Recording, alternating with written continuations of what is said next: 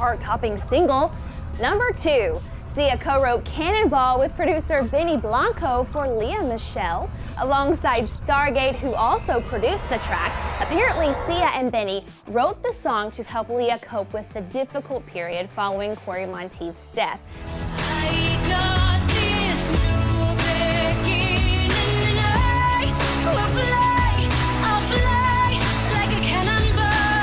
About the song, Lea has said that the minute I heard the song, I had a physical reaction to it. For me, it's been my strength. I listen to it every day. I know it was brought into my life for a reason. It's really been so helpful for me, and I hope it's the same for other people as it's been for me. Heck yeah, that song is my power jam. Number 3, Sia also had a hand in bringing in some Ne-Yo into our iTunes libraries. Girl, let me love you, and I will love you until you learn to love yourself. Sia wrote the chorus to Ne-Yo's Let Me Love You Until You Learn to Love Yourself, which floated our way back in 2012. Now, Ne-Yo really gravitated to the lyrical meaning of the song and therefore decided to, well, record it. What is a better part to write in a song other than the chorus, right? It's what gets stuck in everybody's head. Girl, let me love you, and I will love you until you learn to love yourself. You are so welcome. Our number 4 track from the writing repertoire of Sia is Perfume by Britney Spears. I'll never tell her myself, but I hope she smells my perfume. Oh my goodness, so we've counted Ne-Yo, Rihanna, Lea Michele, and now Britney onto the list of people Sia has written for. This girl is a boss. Sia co-wrote Perfume with Britney and Christopher Braid for Britney's 8th studio album titled Britney Jean, of course. The song was also produced by will.i.am and co-produced by Braid and Keith Harris. And I think it's safe to say that Sia knows the meaning of life, or at least how this happened.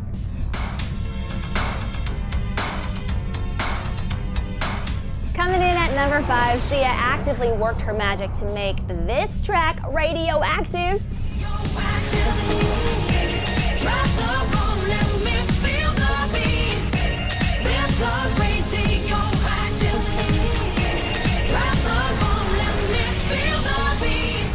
Sia and producer Greg Kurstin teamed up to write Radioactive for Rita Ora back in 2012.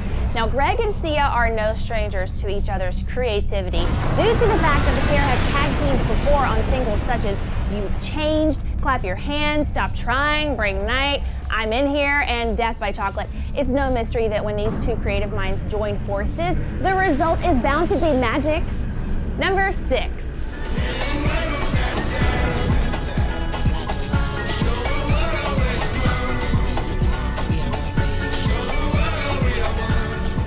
Yes, Sia was one of the sources of scriptage that brought us this year's World Cup anthem, We Are One, Ole Ola, performed by Pitbull, J-Lo, and Claudia Lette. Sia was one of the song's writers alongside several other contributors, including Pitbull, J-Lo, Claudia, and Red One, to name just a few. Although the anthem received a little bit of backlash for its lack of Brazilian feeling due to the fact that this year's Cup was held in Rio de Janeiro, the song still reached the top 20 in Germany, Italy, Spain, and Austria. And just like that, we have come to our count 'em 1, 2, 3, 4, 5, 6, 7th song you didn't know was written by Sia.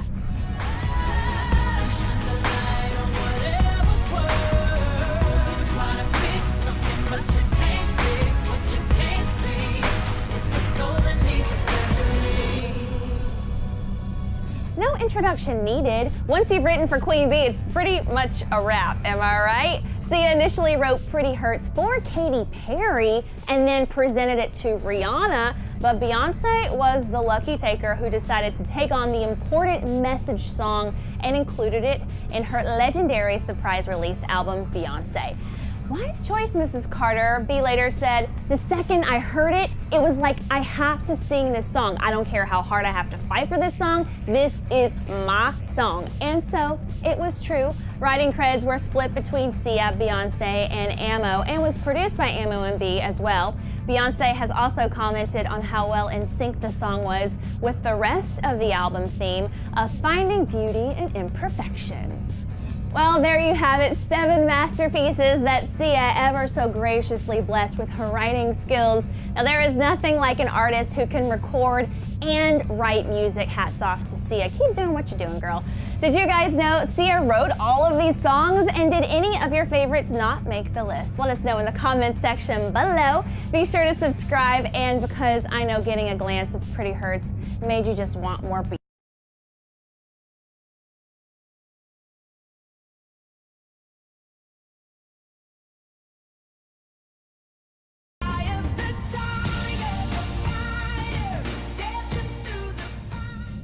Katy Perry is a name that you know well and you love. She's your party best friend, in your head anyway. We fell in love with her when she kissed a girl and countless cupcake bras, rainbow wigs, and #1 hits later. Katy is the first female artist to have 5 #1 singles off the same album, an accomplishment that has only been preceded by the king of pop. Come on! But Katy has another trick up her sleeve: songwriting. You asked for it, and your wish is our command. Here are 9 songs you didn't know were written by Katy Perry.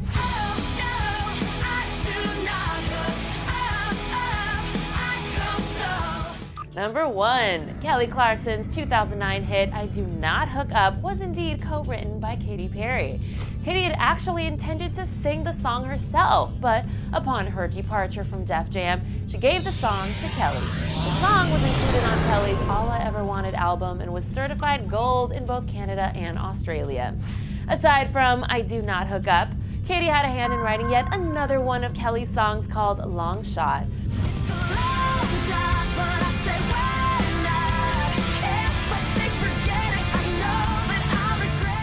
The song was originally recorded for one of Katy's earlier albums, but was left unused due to the album's cancellation. Whoever was the person that said that one person's trash is another person's treasure was absolutely right. Coming in at number 3, the pop diva has also written for Selena Gomez. Stop my feet from dancing to the sound of his drum. Oh no, I fell in love with my God. Katy gave Selena Rock God after Selena persistently worked to be able to call the track her own. I actually had to fight for that song. I wanted it so bad. It's kind of funky, and I think I used her style, and we kind of mixed it up with producers that I worked with my style, so we made it a little bit more techno. And to make the situation even cooler for Selena, Katy also did some background vocals for the track. When asked how the two got in touch with one another, Selena revealed that they have the same music agent, and Selena would often attend many of Katy's shows. Selena admitted that she was a little nervous to ask Katy about collaborating professionally, but after asking through the proper channels, Katy was thrilled. Number 4 is yet another Selena track that Katy put her paws on.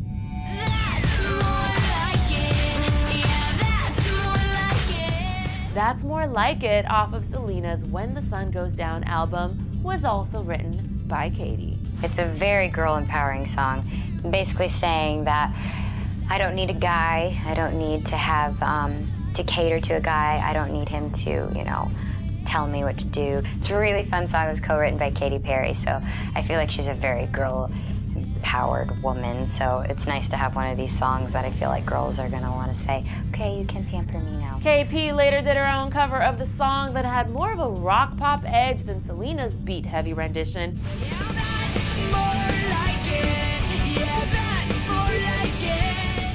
But my question is it even called a cover when you're singing a version of your own song? Food for thought, people. Number 5 is a track for which Katy teamed up with yet another pop diva by the name of Britney Spears. It's Britney, bitch. Katy co-wrote Britney's track Passenger after Britney called it quits with her ex-fiance Jason Trowick.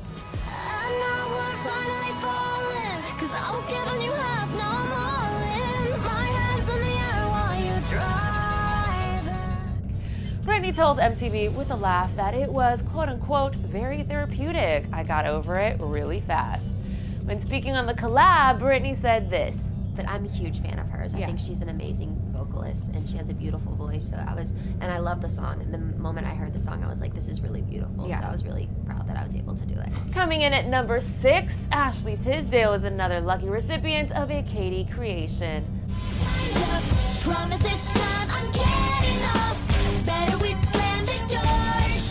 Love is a Train was originally featured on The Matrix's debut album with Katy on lead vocals. What do you do when everything is broken? What do you say? What do you say when no words fit the moment? But was later retitled Time's Up by Ashley Tisdale for her second album, Guilty Pleasure. Number 7, in 2009, Jessie James released her self-titled debut album, which featured Katy's co-written track, Bullet.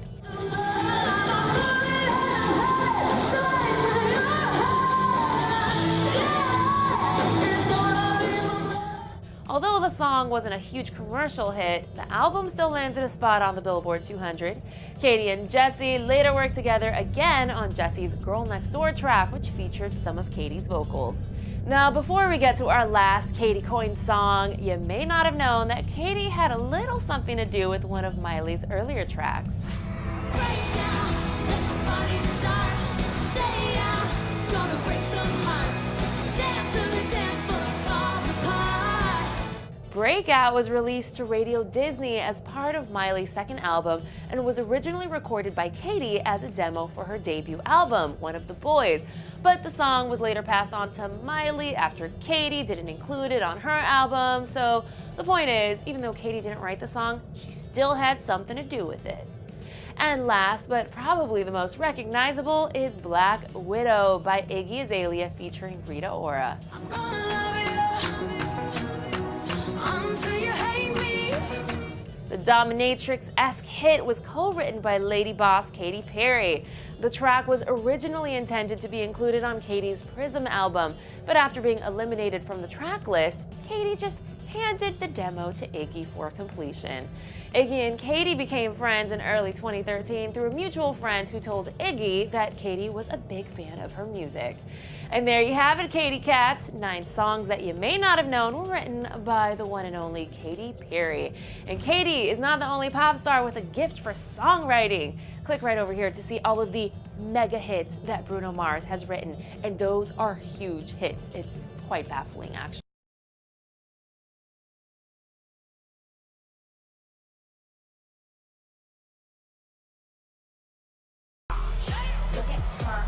It is official. Nicki Minaj's booty is a national treasure, and her iHeartRadio Music Festival performance is proof. Yes, Miss Nicki Minaj was one of many artists to take the stage in Sin City on Friday for the Mega Music Fest, and we have got the recap. Let's take another look, shall we? My anaconda don't, my anaconda don't, my anaconda don't want none unless you got buns, hun. Can I just say that this woman's twerking is next level, don't you think? P.S. We need to talk about this sexy ensemble. The studded bra and printed pant combo were totally on point, featuring the best asset of Nicki's, of course, the booty. Now, going back to the music for a second, since that's the reason why you're all here, Anaconda isn't the only one of her hit songs she performed. She opened with Super Bass, which after that, she slowed things down with Pills and Potions and then went into her hit track, Moment for Life. Now, another highlight came when Nicki got all hood on us, her words, not ours, when she performed Bees in the Trap. And OMG, we gotta give a shout out to Dashka Polanco, aka Diaz from Orange is the New Black, from getting all hypey during Nicki's set.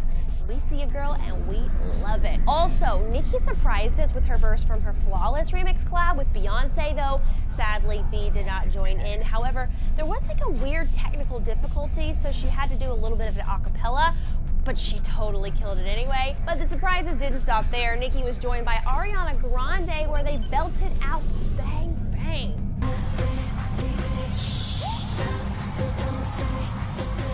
So good. And saving the best for last, Nicki performed Starships, which had the whole place jumping, and can you really blame them? Okay, so now you know what we were thinking. We totally dug Nicki's iHeartRadio Music Festival performance, but what about you guys? Hit the comments to share your favorite parts of the show, and then click right over there to check out Ariana's performance from the evening's festivities, and make sure you subscribe as well. I'm your host, Erin Robinson, and thanks for watching.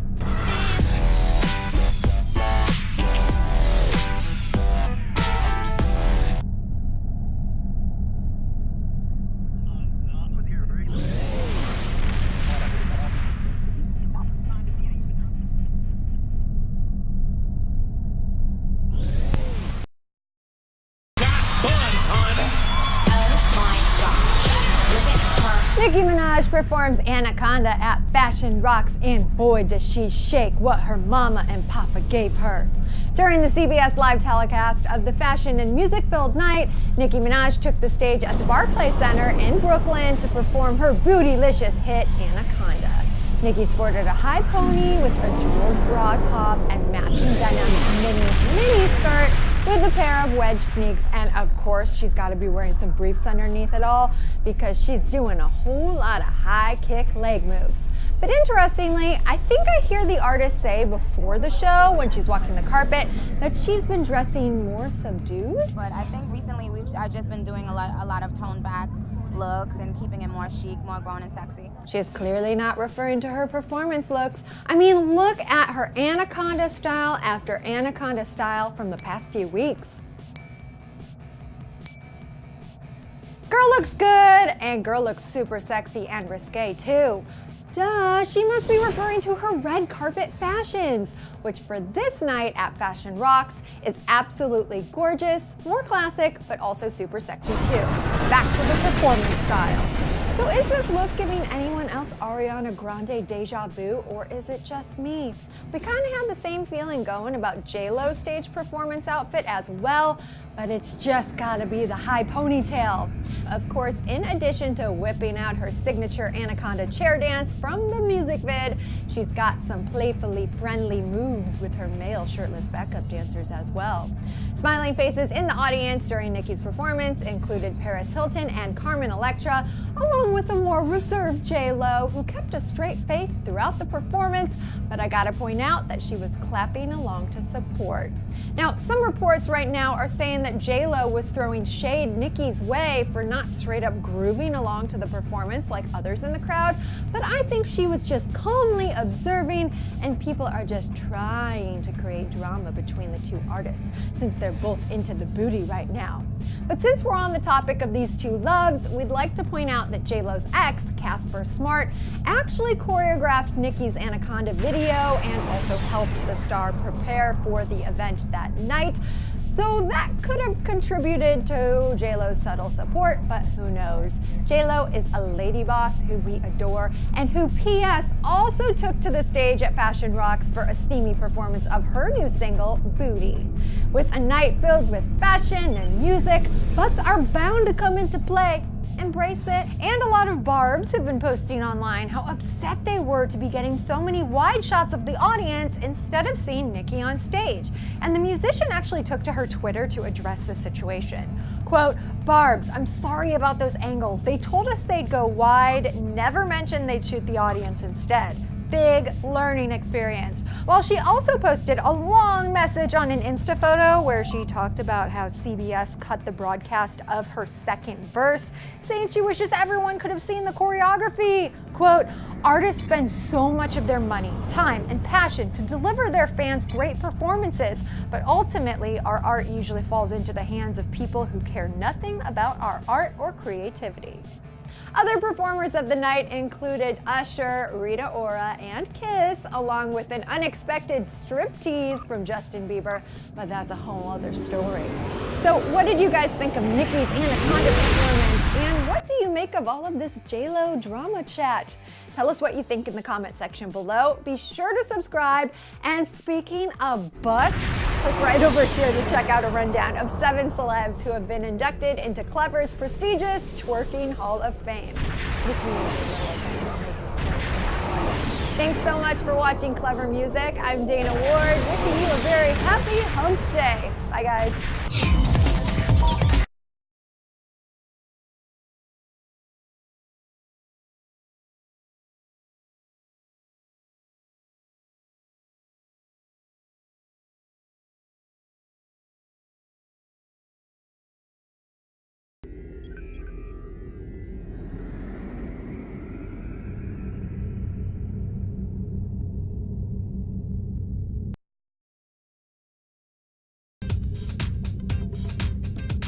You know, in season 3, Two Broke Girls is a genuine hit, and its 2 stars are 2 hilarious girls, right? What? Yeah. Bonafide hit. I mean, genuine. Kat Dennings and Beth Bears are here at AOL.com right now.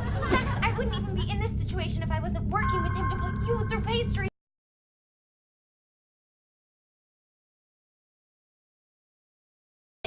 very chic New York establishment. This is my place. Thank you very much. Really cool. I like the exposed But it is exposed and it's It's beautiful. really, really amazing. Yeah, thank you. So, season 3, tell us where you're at in the story, because this is about 2 waitresses pursuing a dream of a cupcake empire. Where are we right now?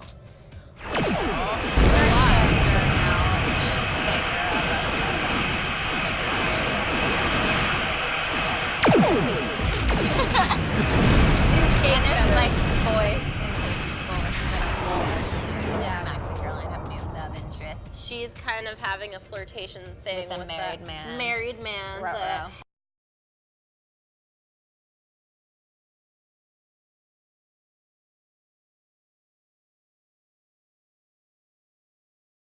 How are you? Fine, thank you. Thank you so much. Nice to be here. Great to be here. Great to be here with you. You are talking live to the Marvel fans. Oh, really? Yeah. How nice. They're like, they're right there? They are right there inside the camera. Oh, hi. Wow. How many are in there? They're very, very small. Don't tell anyone that. Don't anyone tell you that. Yeah, we're streaming live.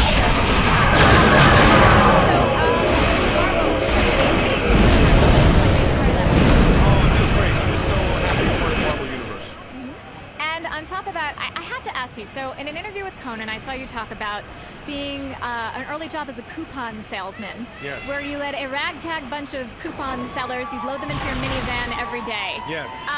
Do you think that set you up to be the leader of Guardians of the Galaxy? Oh, no doubt. My years as door-to-door salesman set me up to be to be an actor at least, and have thick skin. That's for sure. Excellent. And speaking of thick skin, you know you're kind of a rogue. What do you think makes you the right character to be the leader of these guys? Ooh, I'm the right character because I am Star-Lord. I am Peter Quill. Now you just keep saying that over and over, trying to get people to believe it, right? It's the truth. Soon enough, you'll believe. You'll know. I am Star-Lord. Say it with me. Ready? I am. No, I am. Not you are. He is Star. Forget it. His wife is over here cracking up. My darling wife, Anna. Yes, she's here. Isn't she a beautiful? Oh boy, wonderful lady? I'm gonna have to call him Star-Lord for the rest of his life. It never ends, does it, once they get it into their heads? Oh, Star-Lord, honey, would you please pick your towels up off the bathroom floor? No, I won't. Now the question is, have you gotten your small child to start calling him Star-Lord, or is he still sticking with Daddy? That would be hysterical if he starts calling you Star-Lord. Oh, I hope he does. He's only 2 now, so Dad is what he's calling me. But soon it will be Star-Lord, or there'll be hell to pay. Now music, obviously a huge, huge part of Yeah. this movie. What was the track that really got you going? Oh man, there were so many great songs on the soundtrack for this movie. I think Ooh Child, that one is the one that just moved me the Keep most. going, keep going. Yeah, yeah. Things are gonna get easier. Ooh, child, things will get brighter. No, just me. Come on, you're knocking it up. Someday. No, I'm just kidding. That was the one song that really got me going the most. Got it. All right, well, I wish I could talk to you guys forever, but oh, thank you. The dress designer is Ava Machel. Oh, it's gorgeous. Thank you. It's gorgeous. The color, you look amazing. Ask me who I'm wearing. Who are you wearing? I'm wearing a human whose name used to be Chris Pratt. Blah. Oh. That was awesome. Oh, Star-Lord. Thank you guys. Thanks so much. As you can see,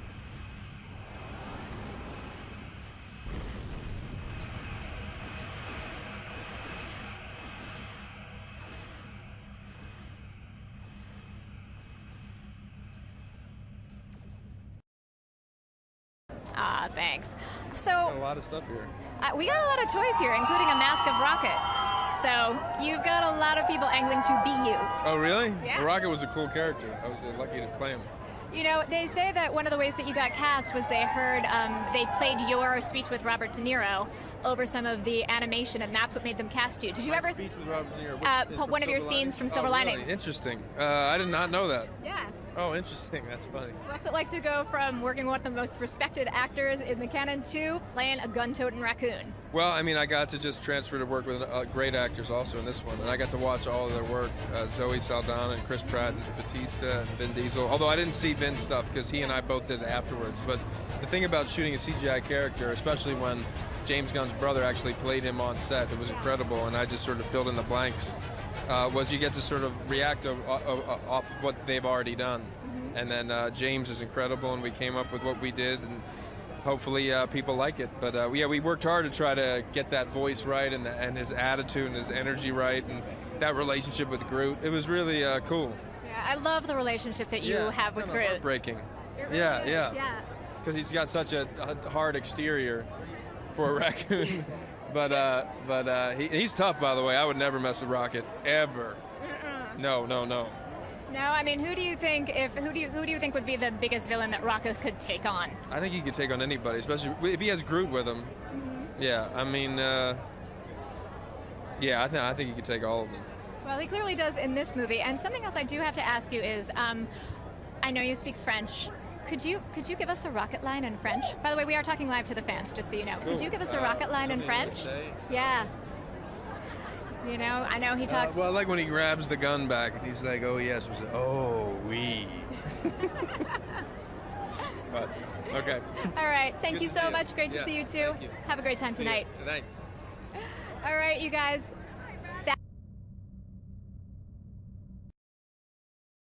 So Groot has 3 words in this movie. My 3 words for Groot are "I love Groot." Oh, that's beautiful. Well, I need to ask you, so how many takes did you do? I mean, how many times do you think you said "I am Groot" by the time you were done? Over 1,000. Really? Over 1,000. I was real lucky. I was really lucky because I had a director who was willing to indulge and wanted to really capture all the nuance of this character. And what we know about Groot is that he's got a wooden larynx, so although he's saying other things other than "I am Groot," all the novice ear or someone oblivious to his nuance or the nuances of his speech can hear as "I am Groot." It sounds like it's just repeating his name. Because of that, when I came into the recording booth, there was a 50-page document, and on the left-hand side it said "I am Groot," and on the right-hand side it would have a paragraph or a sentence explaining what he was really meaning or what he was really trying to say. And so when you have that level of detail, when you have a director that committed, when you have a studio so hell-bent on creating such a great CGI character, I feel like I'm coming into a team, a winning team already. And all I have to do is spend the week there in the ADR booth breathing life into it. Well, it really, really comes through. I really do love Groot. I have to ask you too, I mean, you're such an incredible action star, and you're so used to using your body and your physicality and what you do. What was it like to, just use your voice? Well, as you can imagine, it limits what we can do because no longer are we using our mannerisms, our physicality. But in another way, it appeals to the challenge, it appeals to the thespian in me that wants to be challenged. And what greater challenge than to play a role that has a full arc, that has to emote all these emotions and feelings, that's limited to 3 words. I mean, it's like the super thespian exercise. It was a great challenge and a lot of fun. Well, you meet the challenge. I wish you best of luck tonight. Have a great time. Oh, thank you. You're welcome. All right, ladies and gentlemen, Vin Diesel. We have to send him on his way into the theater. We have to send him on his way. But thank you.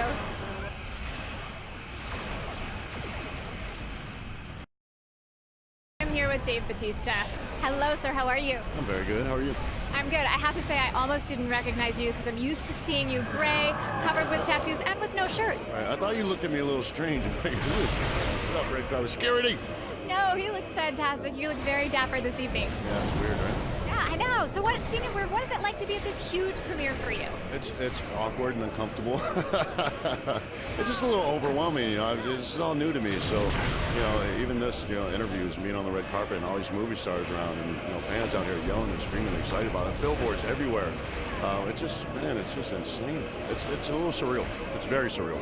I would imagine, one of the fans actually sent in a question over Twitter. They wanted to know if the role was offered to you or if you had to fight for it, and they did mean the pun. I had to fight for it in a big way. I mean, this is months of auditioning and screen tests and really going in and a lot of stressing, a lot of stressful moments. But yeah, I fought for this role a lot. Well, one of the things that Kevin Feige has talked about is that your chemistry with Chris Pratt was just off the charts. Tell me a little bit about working with him. What was it like on set? What was it like between takes? Yeah, I mean, right off the bat, Chris and I had a great chemistry, and it was like that the whole way through filming. But really, with the whole cast and the director, a lot of stuff that actually made the final edit of the film was all like improv stuff, and it was stuff I was off the cuff, and we kind of just meshed and we gelled, and we just started throwing stuff out there, and it stuck, and it made the final edit. Man, you can really see that, you can feel that we have chemistry. Yeah. You really can, and you play somebody who's hell-bent on revenge, but we really do get sort of a secret look inside of your soul. Tell me a little bit about what connected you to the deeper side of Drax. Well, I always tell people that the way I approached Drax was not really as a guy who was hell-bent on revenge. I always approached him as more of his father and a husband who was just heartbroken, and that's where all that stemmed from. So that's the way I like to look at him, that's the way I approach him, and that's the way I played him, and I think it really translates and comes through on film. Yeah. And then another question we had from fans was, what is it like to have to do fights in zero gravity, or what do you think it would be like? It would be a little rough. Yeah, without your feet under you, I just don't know. I don't know how that would be possible. It would be a little rough. Got it. And then my last question for you is, music is so important in this film. If Drax had a theme song, what would it be? Probably something, something by Metallica. Yeah. I don't know, maybe Through the Never, something like that. Yeah. We'll have a rockin' time here tonight. You've earned it. Congratulations on the film. Thank you very much. I appreciate it. You're welcome.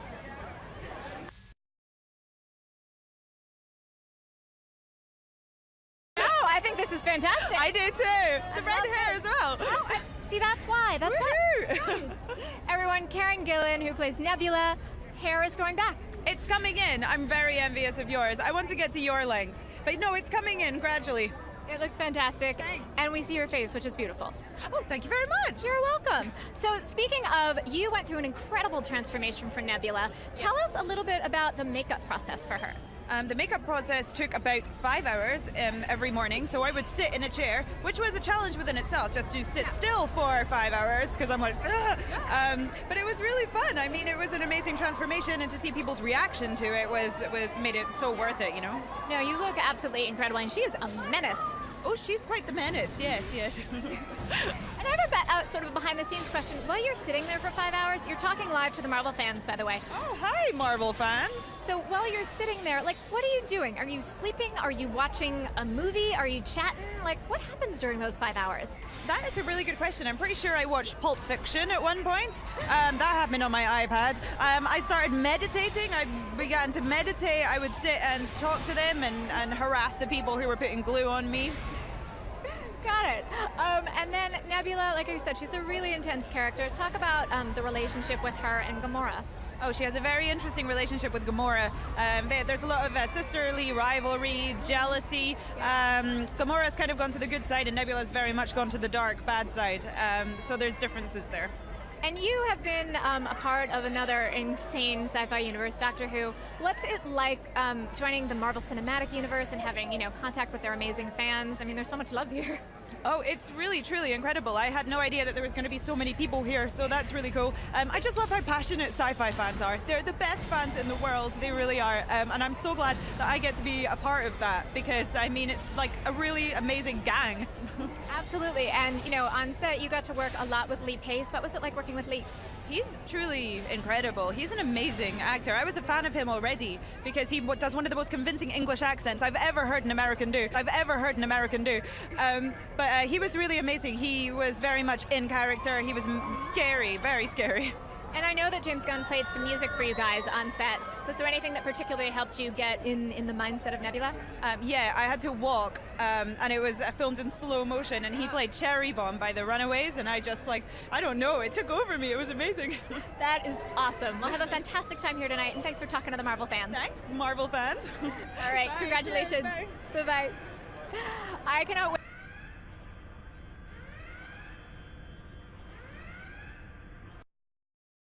Live podium, live streaming this premiere straight to you guys, brought to you by Hasbro. And I have been told that Lee Pace, who plays Ronan, is making his way down the carpet.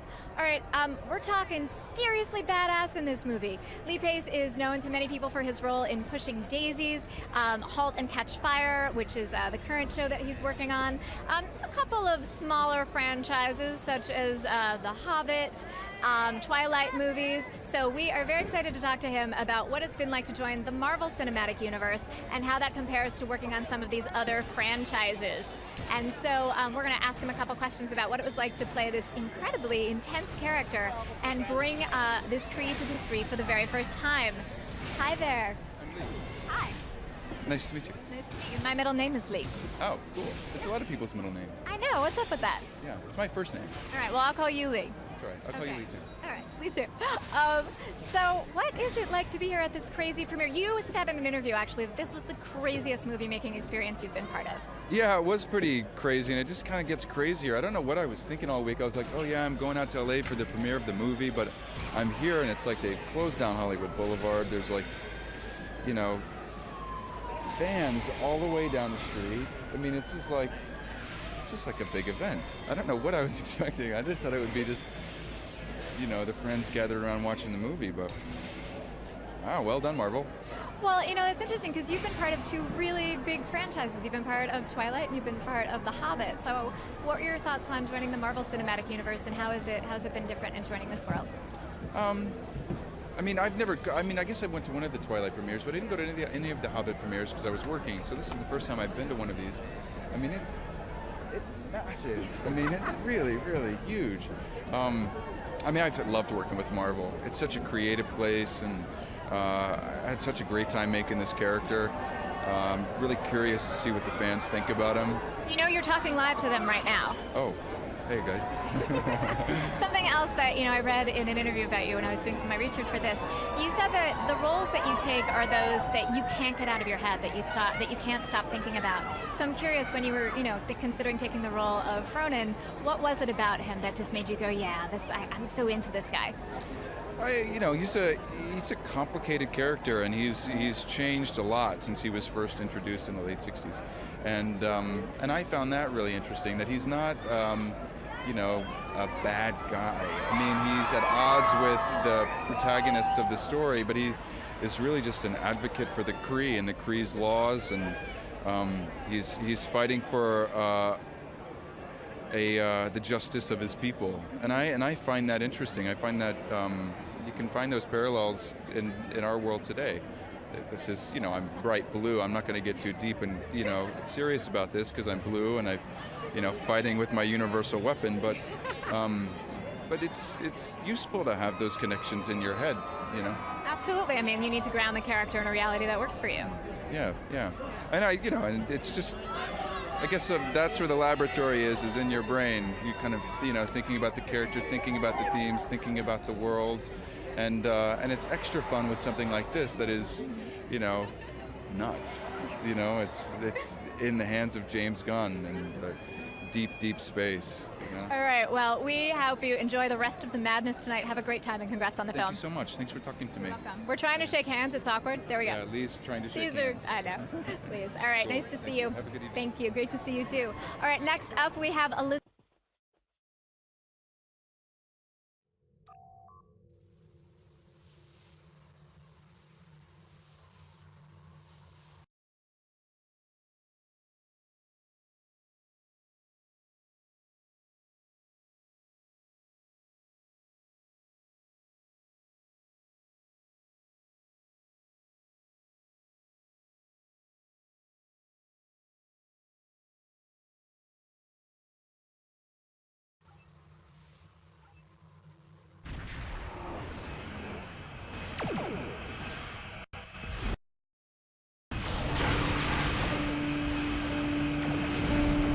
Tell me where you wanna go. You've got hands, I know you've got plans. You should pull the hammer back. You could be on the tide. Girl, I know you'll take me down, down, down, down. Show me what you wanna see. You keep them secrets you don't need to keep. You've been running out of time. You stepped over the line. Girl, I know you'll take me down, down. I know you think you wanna fall, but if I could really give it all, if we started out blind, I could make you mine. Girl, I know you'll take me down,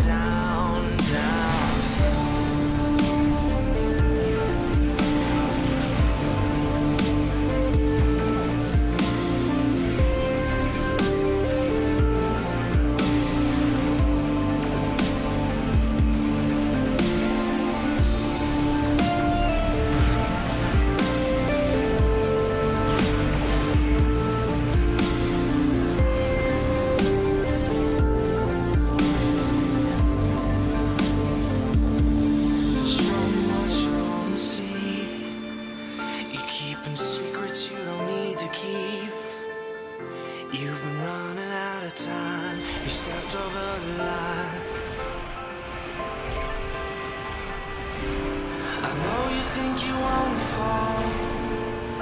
But if I could really give it all, if we started out blind, I could make you mine. Girl, I know you'll take me down, down, down.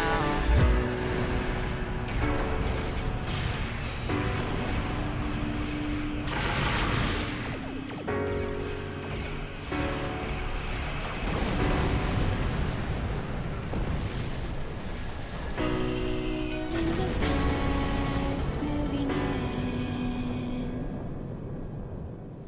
letting a new day begin. Hold to the time that you know. You don't have to move on to let go.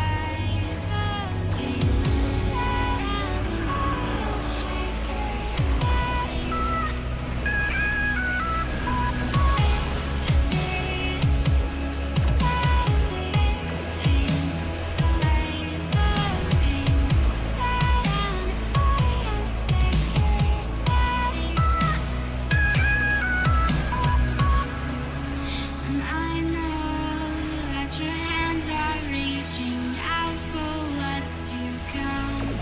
Close your eyes, or the waves are coming crashing all around.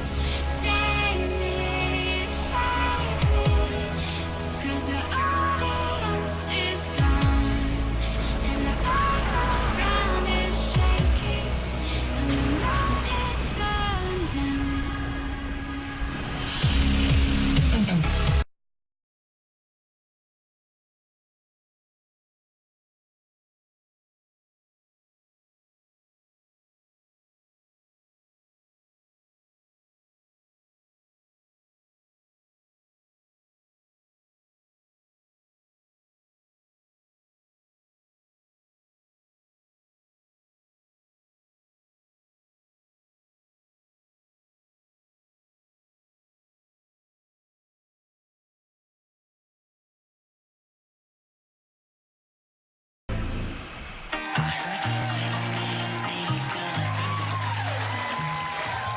She plays the sassy, streetwise Max on the CBS comedy Two Broke Girls. Everyone, please welcome Kat Dennings.